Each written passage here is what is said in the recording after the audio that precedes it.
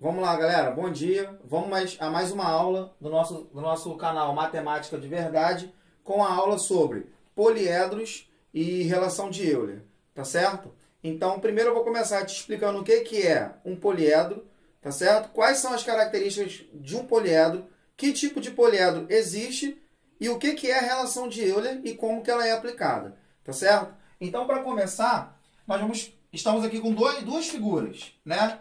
São dois poliedros. O que seriam os poliedros? Os poliedros são figuras sólidas, tá certo? Ou seja, são recipientes, alguma coisa que possa haver uma capacidade, tá certo? Que são formadas por figuras planas, quadrados, triângulos, pentágonos, ou seja, figuras planas em geral, tá certo? Todo poliedro ele possui faces, vértices e arestas, tá? E os poliedros eles são subdivididos em duas categorias. Tem o poliedro convexo e o poliedro não convexo, né? O motivo de nosso estudo em relação à relação de Euler nós vamos nos restringir a estudar os poliedros convexos, porque é assim que é cobrado nos vestibulares, tá certo?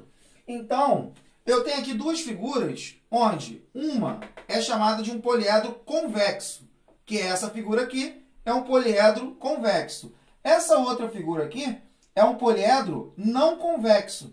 Tá certo? E agora eu vou te explicar como identificar um poliedro convexo de um poliedro não convexo. Tá certo? O poliedro convexo é aquele poliedro que se eu pegar qualquer ponto desse poliedro, quando eu traço um segmento de reta entre esses dois pontos, esse segmento de reta vai estar sempre dentro da figura. Ou seja, dentro ou sobre as faces. Por exemplo, vou pegar aqui um ponto aqui em cima. E eu vou pegar um ponto aqui. Ou seja, quando eu traço a reta aqui, ó, essa reta está sempre dentro da figura. Para qualquer dois pontos que eu pegue aqui, tá certo? Essa reta sempre vai estar localizada dentro da figura. O que diferente acontece nesse tipo de poliedro aqui, que no caso é o poliedro não convexo. Por exemplo, se eu escolher esses dois pontos aqui e eu traçar esse segmento, a reta continua dentro da figura, tá certo? Agora, se eu escolher, por exemplo, esse ponto aqui e esse ponto aqui, ou seja, o que vai acontecer? Eu vou ter uma reta que passa por fora do poliedro. Tá vendo? Essa região aqui, ó, ela saiu, né? Ela não está toda dentro, né? Toda dentro do poliedro. Existe um pedaço, né? Que no caso é esse pedacinho aqui, que a reta passou por fora do poliedro, passou nesse vão que ficou aqui. Então, esse aqui no caso, por esse motivo, é um poliedro não convexo, tá certo?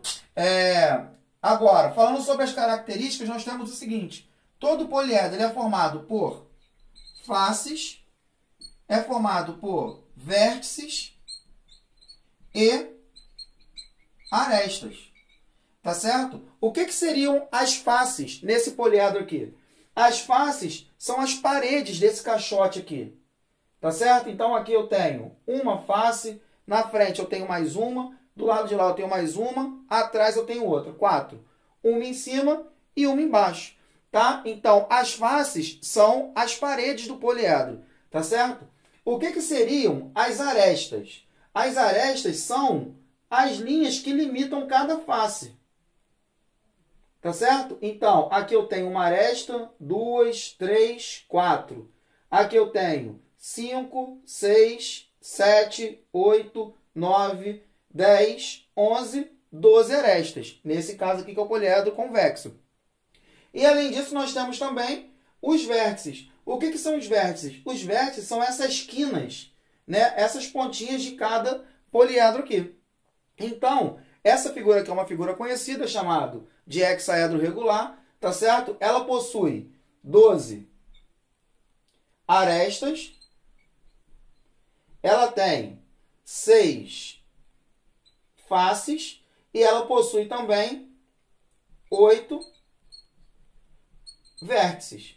Ou seja, o que é a relação de Euler? A relação de Euler fala que se nós pegarmos o número de vértices menos o número de arestas mais o número de faces, o resultado sempre vai dar 2 para um poliedro convexo.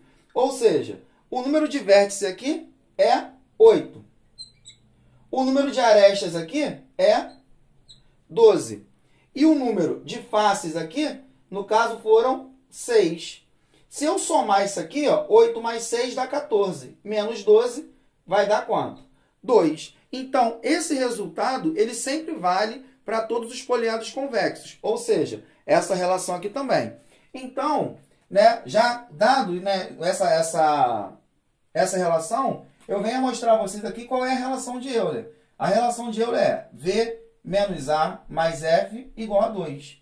Certo? Então, aqui um exemplo de como aplicar essa relação de Euler. Como usar essa relação para eu determinar o número de vértices, o número de faces ou o número de arestas de um poliedro. Lembrando que essa aplicação dessa relação aqui só é viável quando eu conheço dois dados. Ou seja, só é viável que eu aplique essa relação se eu conhecer, por exemplo, o número de vértices e o número de arestas. E quiser o número de faces, eu aplico ela. Eu sempre tenho que conhecer dois desses dados e querer saber o terceiro. Tá? Fora isso, se por acaso os dados que você tiver não der para encaixar nessa situação, quer dizer que você vai ter que usar um outro artifício, que eu vou explicar num próximo vídeo, para você encontrar uma das coisas que faltam, para daí então você inteirar duas conhecidas e ficar faltando uma.